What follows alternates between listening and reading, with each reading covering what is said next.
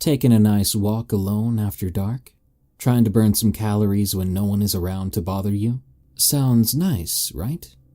Well, you could be wrong, because certain entities out there may see that as an invitation to attack or torment you. Good luck out there. These are allegedly true scary stories about the worst you might see or experience if you walk at night.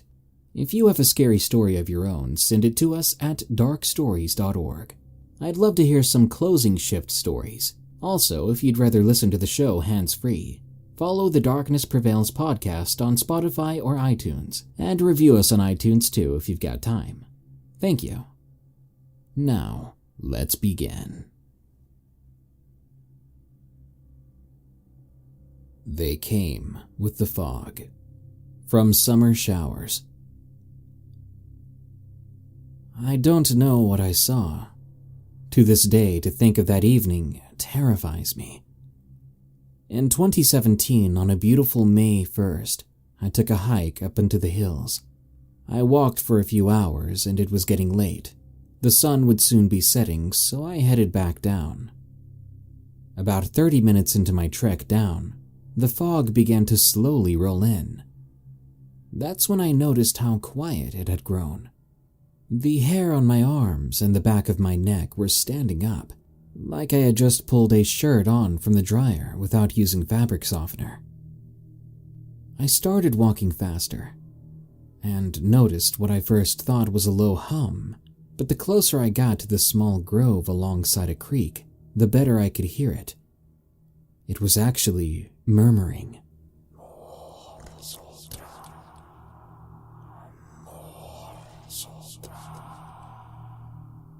I noticed movement between the trees. I thought at first it was deer, but then as the trees spread out, as I got closer, I saw it was women, or what looked like women. There were 9 of them, and they were like shimmering in and out, like a dimmer slowly turning down then up. The more they chanted, the more solid their forms appeared. I couldn't make out any of the words being said. It wasn't English, but I knew they were moving in a circle with their arms above their heads. And that's when I noticed the ripple-like quality to the air in the center of them. Like on a hot summer day, the way the heat will rise up from pavement. But this was the very air rippling. I must have made a sound, because one of them, with red hair, whipped around and looked straight at me. Her eyes were swirling like a storm. My ears started to ring and my stomach was rolling. I felt hot and clammy as I stumbled and ran down the hill. I fell several times, trying to look back to make sure nothing was chasing me. I made it back to the field where I'd started my hike, and I vomited my lunch up. I don't know who they were or what, I just know that those eyes were not human, and I have never hiked that area again. Something on the Hill, from Sonia Shamuka. Growing up in Hamilton, I've come across my share of scares, hauntings, and ghosts. Hamilton is a very old town with an ample amount of history. We have a small town within our city called Ancaster. Ancaster is a small but cute and cozy town, just 15 minutes from Hamilton. In this city, there have been stories of hauntings taking place in an area called Hermitage. The Hermitage is an old abandoned mansion which can be found down a short path to a hidden place with an abundant amount of history and legend behind it. Many people have experienced paranormal events and have admitted to hearing and even seeing things, such as dark mists, shadows, animals with red bright eyes lurking in the bushes, and even a young boy that roams the grounds of the old mansion of the Hermitage ruins. I was a teenager at the time, and the year was 2002. My boyfriend, Aiden, just got his driver's license and wanted to go for a night drive. We invited a few of our friends along and decided to take a night walk of our own. We were a bit skeptical back then and young, so it wasn't our brightest idea we've ever had. We drove up to the Hermitage.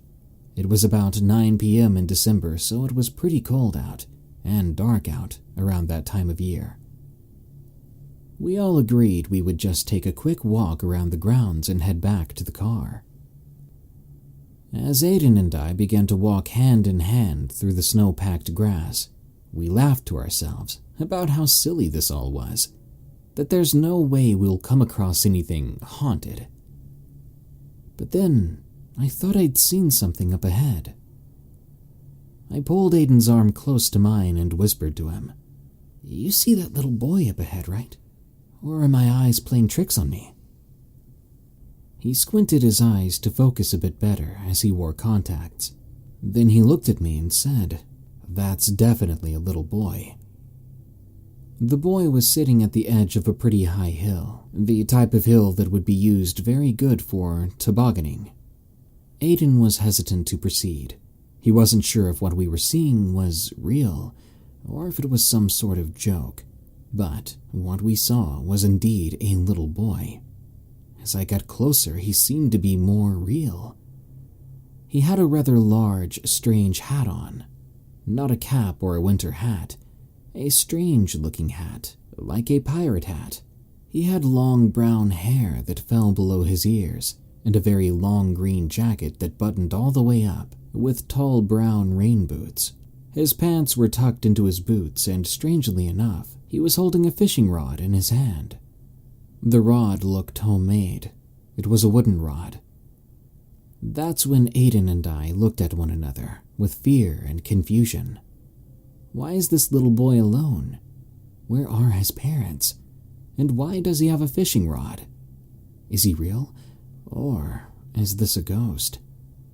Only one way to find out, I thought to myself. I approached the little boy, then asked him, "Hi there. Are you here all alone, or did you get lost?" The young boy put down his fishing rod to the right side of him, looked up at me with his large, deep blue eyes and skin as fair as the snow. He began to fix his oversized hat and smiled, then giggled, and said, "Of course not, Mum. I'm waiting for my father. You see, we are supposed to be going fishing today. It is rather a nice day to be going fishing, if I do say so myself. I am just waiting for him. Any moment now. Any moment." I was officially freaked out. I was just a young teenager myself. Why was he referring to me as ma'am? He didn't talk the way a normal kid would talk either. His accent, which sounded almost British, it was very proper, and was not from around here. He sounded like he came from the 1800s or something. And it wasn't a nice day to be going fishing. It was cold, and there was snow on the ground. Aiden grabbed my hand in complete fear and whispered to me, "Let's get out of here. I really don't think that's a real kid." I looked back at the boy to let him know we should be heading home as it's getting late out, but we can wait until his dad gets back. I couldn't believe my eyes. He wasn't there. He was gone. There's no way he could have possibly gotten up and ran into the bushes or anywhere in sight. We would have seen him or heard him running through the snow, yet he just vanished, as if he was never there to begin with. The only thing that remained was his wooden fishing rod. I looked at Aiden in complete terror, and we both began running as fast as we could. We called his friends who had taken another path to get back to the car, because we just experienced something unreal and had no time to explain. They said they had seen something creepy too. We all met back up at the car, yet every time we unlocked the car, it would automatically lock again, so we weren't out of the woods just yet. Aiden looked at me and shouted, "Why do you have his fishing rod? You should have left it." I pulled my tote bag from around my body to see what he was talking about, and I saw the fishing rod sticking out of it. In complete terror, I assured Aiden I didn't take the rod. I didn't understand how it ended up in my bag. Our friends looked at us with fear in their eyes and said, "Wait, you guys saw a boy near the woods waiting for his dad?" We said yes and were beyond horrified. How could the same boy be in two places at once? This couldn't be happening. I threw the rod into the bushes and ran back to the car. 10 minutes of trying to unlock the car, the doors finally unlocked. We all scrambled into the car and buckled up. Aiden started the car and locked the doors. He hit the gas pedal as hard as physically possible. I had seen a reflection in the side mirror as we drove off. It was the little boy we had seen at the hill, standing there with the fishing rod I threw into the bushes. He was waving at us as we drove by. But he had a sad look on his face. This time, he wasn't alone. A taller, older gentleman was standing behind him with one hand over the boy's shoulder. I could only assume it was his father. They slowly vanished into the darkness as we gained speed, driving away. Aiden noticed I was zoned out and yelled out, "Hello, Earth to Trish, you good?" I didn't want to frighten him or our friends even more, so I didn't tell him what I'd just seen. I replied, "Yeah, just shaken up, that's all." He grabbed my hand and kissed it, and continued to drive away into the cold, dark roads. We never returned to the Hermitage ruins again. Warning: the following story contains depictions of violence against animals. The Ghosts of the Scary Dairy, from Arevalo 805. So I'm from a small city just northwest of Los Angeles. This event haunts me even to this very day. I myself am a person who does not believe in gods or devils, but I do believe people leave an energy. Once they die, that energy represents their lives, some negative, some positive. My area isn't known for much, other than the California Strawberry Festival, and this university built on the ruins of an abandoned insane asylum. When I was 18 years old, my friend and his cousin who used to hang out with us at the time were extremely bored one day. We decided it was really late, so let's go do some stupid stuff. You know, typical childish things. We began looking up supposedly haunted buildings near us, and the first thing to pop up was the university. Being from the area, you hear stories about it all the time, whether it's people walking down the street or some of your friends. We decided as a group to see what all the hype was about, so we drove off to the area. Now, let it be known there are two specific areas people visit: the remnant building of the dairy farm and the last surviving building of the actual asylum. For this trip, we decided to park the car near the hiking trail toward the dilapidated dairy farm and half-destroyed building. This trail is a normal hiking trail many people use during the day, either for leisurely walks or with dogs, or sometimes even horses. It's relatively nice being in Southern California. Even at night, the temperature was around 75 degrees Fahrenheit. And the trail is somewhat small, fitting no more than 3 people at a time, which was perfect because there were 3 of us. This trail runs alongside several hills leading up toward the school. It's a well-known natural habitat for various animals, from coyotes and mountain lions to deer and rattlesnakes. Knowing this, we decided to bring along a few pocket knives and even a 17-inch Bowie knife. Why we needed one that big was really beyond me, but better to have it and not need it, you know.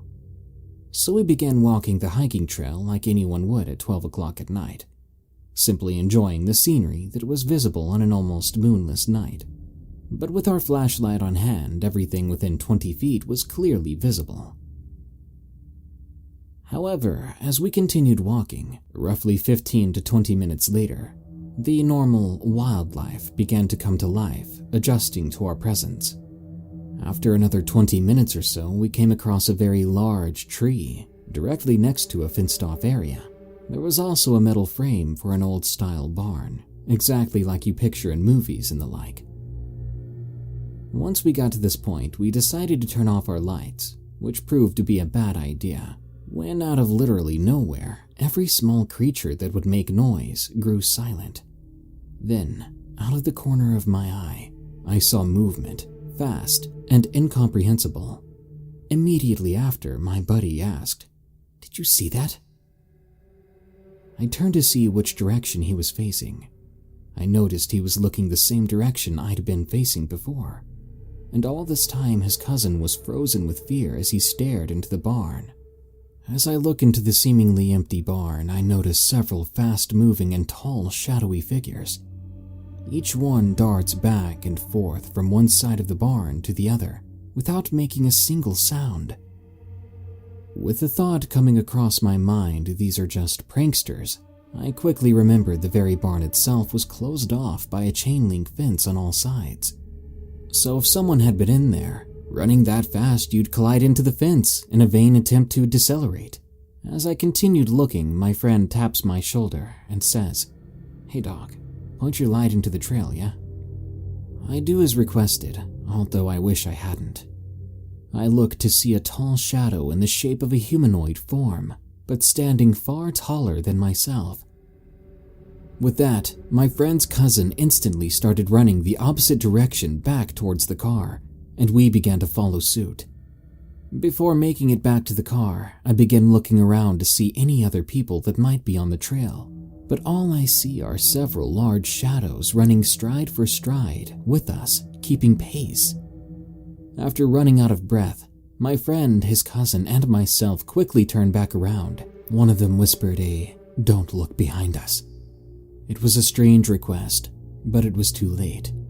To my horror, there, walking behind us, was the body of a man. His head was missing, as if it had been torn off, and everything from the knees down wasn't visible, not because I couldn't see it, but because it didn't exist. The thing seemed to be floating.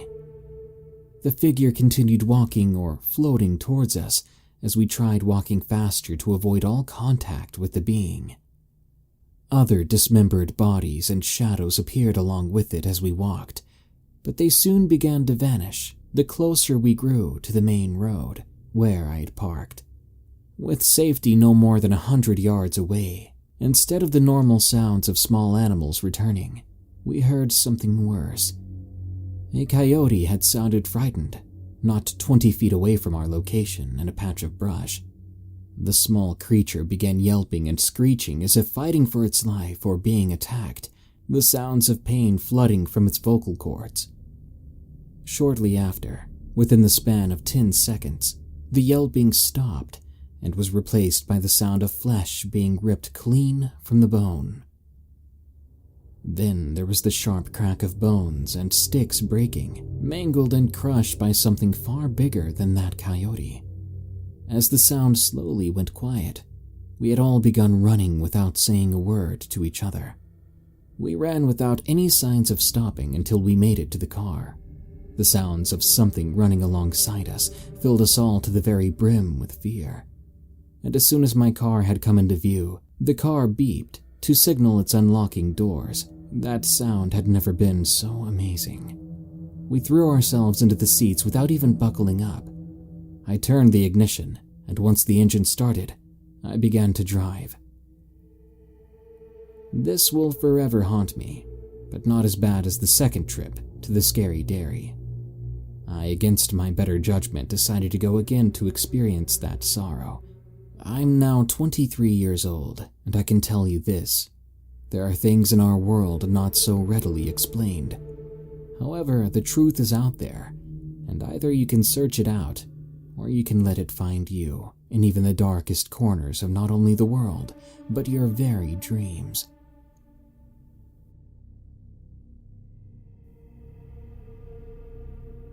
The Darkness of Jericho Bridge, from Sarah Snooks 13. This took place in Kingsville, Maryland, US.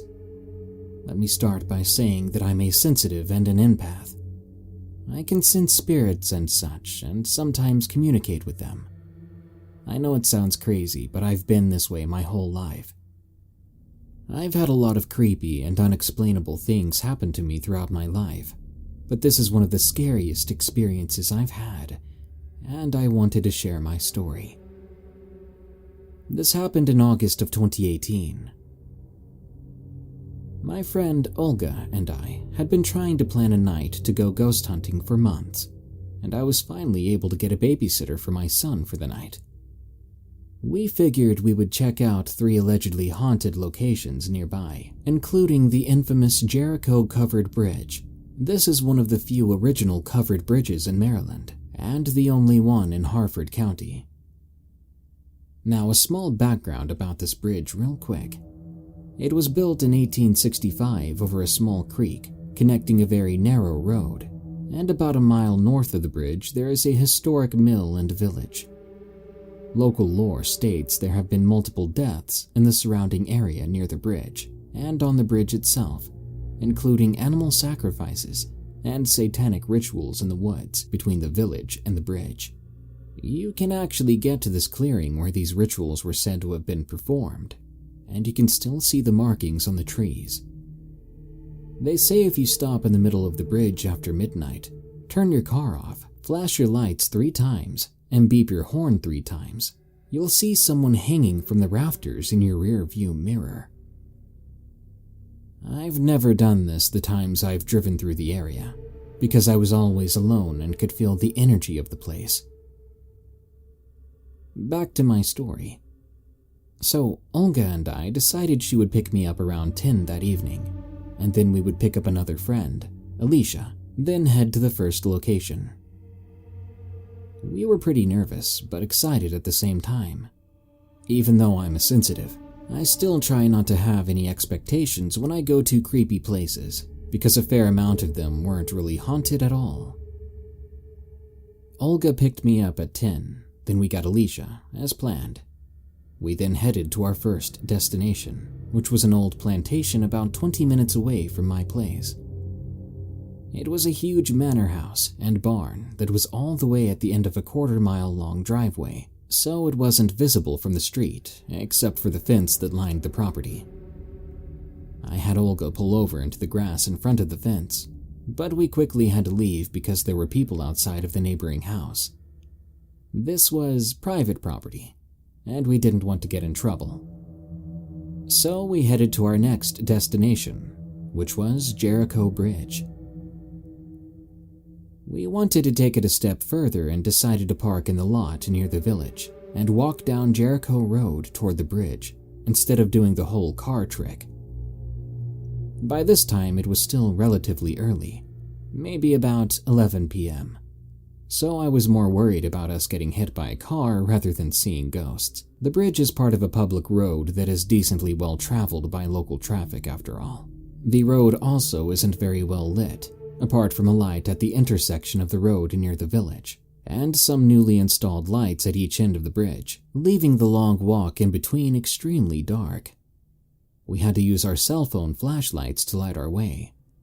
As we walked down Jericho Road, everything seemed relatively normal. Birds and bugs made their night sounds and all, and thankfully no cars came by. Then, as soon as we reached the light in front of the northern entrance of the bridge, I immediately picked up on something there. Olga and I both began to see our breath, which was extremely odd because, like I said, it was August, a very warm night for August too, close to 80 degrees. So there was no reason for that to happen. And the even stranger part was that it was only Olga and I who could see our breath, not Alicia. That made me think whatever was with us was drawn to Olga and I. As we walked through the bridge, I began to pick up on some of the spirits there. They were positive and playful, and didn't make me feel threatened at all, even though it almost felt like someone was directly behind me, following me around the bridge the whole time. I had made it to the middle of the bridge when there was an immediate shift in energy, and I got a message. You need to go, and you need to go now. I continued walking through the bridge. I was outside of the south entrance when suddenly I was so overwhelmed with energy I thought I was about to pass out. It was as if I stepped into a vortex or something. When I managed to snap out of whatever energy field I was in, I felt something very dark and very negative. At that moment, we all three heard what sounded like someone humming from under the bridge. We tried recording it on our phones, but none of us could get the sound to work on the videos. It was silent, like all of our phones were muted while recording. It was so weird. Olga had been leaning over the stone wall that lined the road to try and see if there was someone down there. She said, "I think I see someone under there." I replied, "Olga, we need to leave. We need to go right now. I'm getting really negative vibes." Then she started pointing. By then, I already knew what she was pointing at. She says, "Do you see that?" "No, but I can feel it," I replied. Then we started running towards where we parked, and as we made it past a small trail that led into the woods, something loudly whispered in an almost childlike but demonic voice, "Come with me." The three of us looked at each other with terrified expressions, and Olga exclaimed, "Did you hear that?" "Yeah, we need to get out of here." We got slightly further when Olga tells us, "Stop, it's right in front of us." I was looking ahead into the darkness and let my eyes adjust when I saw it. There was a huge black mass in the middle of the road, much darker than all of its surroundings. It looked like a 7-foot-high solid black cloud, and it emanated evil energy. After maybe 10 seconds or so, it flew off into the field to the right of the street. We started running again. We made it about 20 feet when I heard Olga cry in pain behind me. I whipped around and saw her bent down, lifting her legging on her left leg slightly above her ankle, revealing 3 fresh, bloody scratch marks on the back of her ankle. I went to help her stand up when all of a sudden her key fob, which was hooked to her lanyard with a brand new climbing carabiner clip, flew off the lanyard on its own about 6 feet away from us in the middle of the street. We picked it up and booked it back to the car. I didn't mention this before, but the entire way back to the car from the bridge, we continued to see our breath. It was following us to the car until we got inside and sped away. We still went to our final destination, which was a local historic mansion, but we were so shaken and in shock of what happened at the bridge, we just walked around the mansion once and left.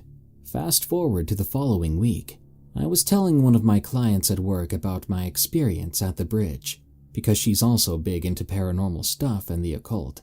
She informs me that in the 80s to 90s there was a coven of witches who performed a ritual as an attempt to trap the evil thing under the bridge.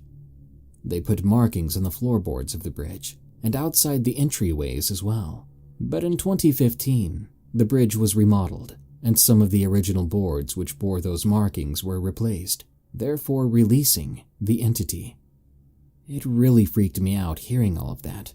But Memorial Day of the following year, my then boyfriend, now fiancé, and I decided to have a picnic in the park near the historic village. The park has a couple of trails, including one that goes from the mill to the covered bridge. This trail is beautiful, running alongside the creek and back through the woods, and ending at the north entrance of the bridge. I wanted to try and walk it to the end since it was daytime, and I had my boyfriend with me. I felt safe, but I was wrong. We walked maybe 15 minutes into the trail when I got to a point where I just couldn't go any further. I don't know how far it was from the bridge or where I was in relation to the bridge, because I couldn't see it. But it made me uncomfortable, and I knew it would be a bad time if I went further. So we turned around. I haven't been anywhere near that area since, nor will I ever. What I felt that night was evil, and I really don't want to experience it again. To those of you who plan on attempting to ghost hunt at the Jericho covered bridge, do not go alone. and keep your guard up. And under any circumstances, do not try to use any spirit boards or Ouija boards, or try and conduct seances, because this is only going to invite that negative thing in. There are many people who go and don't experience a thing. Hopefully, you can be one of those people, because you could end up getting way more than you bargained for.